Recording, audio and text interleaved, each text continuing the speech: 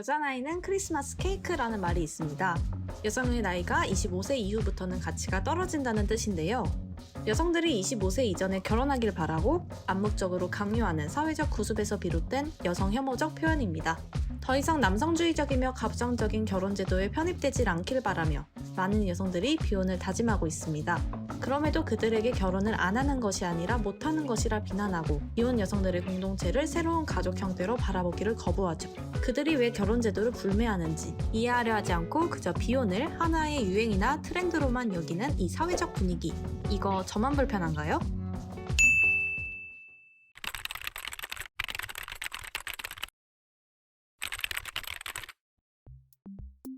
누군가에게 종속되고 싶지 않아서 비혼을 선택하게 된 것 같습니다.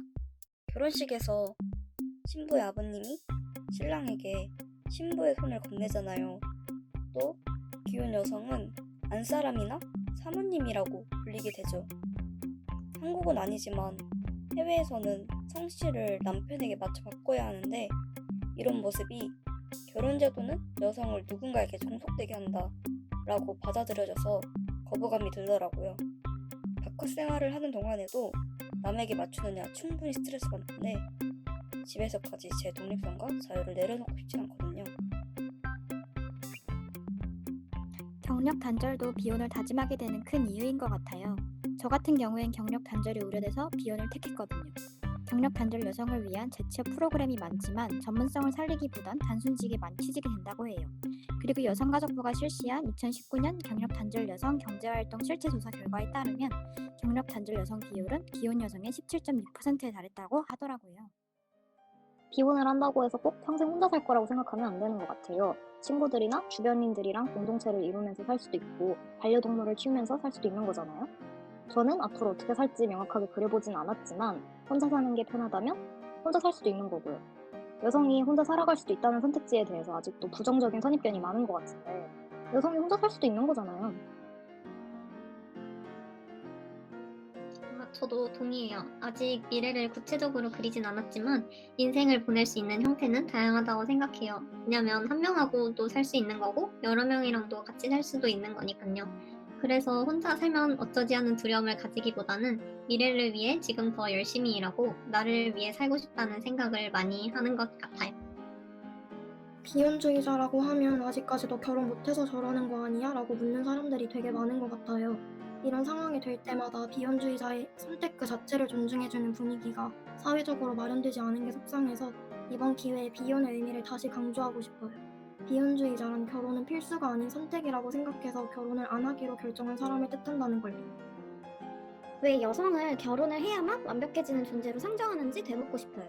결혼을 하지 않아도 충분히 행복하고 만족스러운 삶을 살고 있는데 결혼이 빠졌으니 부족한 삶이야 라고 말하는 건 틀에 박힌 고정관념일 뿐이라고 생각해요. 또 한편으론 남성과 함께 살지 않는다는 이유로 마치 남성에게 선택하지 못한 것처럼 여기는 태도가 잘못됐다고 생각해요. 이러한 목소리는 개인적인 의견이 아닙니다. 여성가족부의 제4차 가족 실태조사 결과에 따르면 20대의 비혼 동의율은 15년 37%에서 20년 53%로 급등했습니다. 최근 젊은 층을 중심으로 다양한 가족 형태를 수용하는 비율이 높아지기도 했는데요. 특히 그 중에서도 비혼, 비혼 동거, 무자녀에 대한 수용도가 높아졌죠. 그렇다면 20대들이 비혼을 하는 이유는 무엇일까요? 여성과 남성은 비혼을 하는 이유에서 큰 차이를 보였는데요. 한 설문 결과에 따르면 여성의 비혼 선택 사유는 암묵적인 자녀 출산 요구, 결혼 제도의 불만, 경제적 여유 부족 등이 있었습니다. 비혼을 택한 남성은 그 이유로 경제적 여유 부족이 가장 컸죠. 한편 비혼주의자라 밝힌 응답자 가운데 여성의 비율이 약 70%로 남성보다 더 높았습니다. 한 협회 조사에 따르면 성공하거나 재정적으로 여유가 있는 사람 중 여성은 약 70%가 비혼을 선택했고 남성은 약 75%가 결혼을 선택했는데요.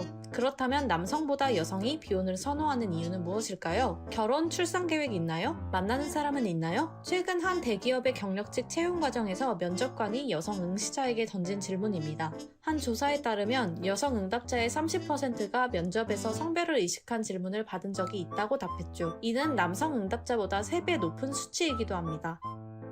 여성 응답자들은 주로 향후 결혼 계획, 출산 및 자녀 계획, 애인 유무 등과 같은 질문을 받은 것으로 나타났습니다. 그러나 이런 부당한 질문들은 놀랍게도 법 위반으로 볼 수 없다고 합니다. 채용절차법에 따르면 구인자는 구직자에게 직무 수행에 필요하지 않은 출신 지역이나 혼인 여부 및 재산, 신체적 조건 등의 정보를 요구해선 안 된다고 규정하고 있는데 면접에서 구두상으로 질문을 한 것만으로는 법 위반으로 볼 수 없다는 것이죠.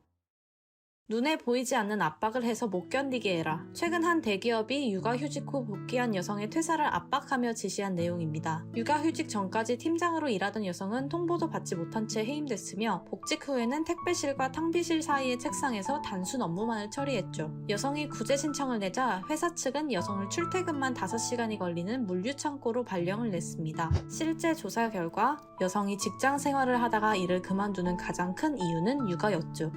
여성들은 일과 육아를 동시에 하는데도 어려움을 느낍니다. 일과 육아뿐 아니라 가사노동도 대부분 여성이 수행하기 때문이죠. 가사는 남편과 아내가 함께하는 것이라고 생각하는 비중은 약 60%로 절반이 넘지만 현재 가사를 여자가 주도한다는 응답이 약 76%였습니다. 사례에 따르면 결혼 3년 차인 한 여성은 남편이 맞벌이를 원하지만 집안일은 전혀 하지 않아 혼자 살 때보다 피로도가 4배는 높아졌다고 말합니다. 여성의 독박 가사는 현실인 것이죠. 이처럼 여성들은 구직 시에 혼인 및 출산 여부에 따라 차별을 받고 있으며 결혼 후에도 성차별적인 사회 속 독박 가사노동을 행하고 있습니다. 저출생을 극복해야 한다고 말하지만 현실은 전혀 나아지지 않는 상황에서 여성들은 결혼 및 출산을 선택할 이유가 줄어들고 있죠. 이러한 사회적 차별 속 여성들은 결혼의 선택지를 버리고 새로운 방법을 찾았습니다. 취미와 관심사를 기반으로 모인 여성 공동체, 서로에게 서로의 울타리가 되어주는 비혼 여성 1인 가구 네트워크. 최근 가족 개념을 재정의하고 다양한 가족 형태를 존중하는 변화가 일어나기도 했지만 본질이 바뀌지 않는다면 차별은 계속될 수밖에 없습니다. 결혼하지 않는 여성을 이상하게 보고 여성에게 결혼을 맡겨둬도 구는 사회. 아직도 저만 불편한가요?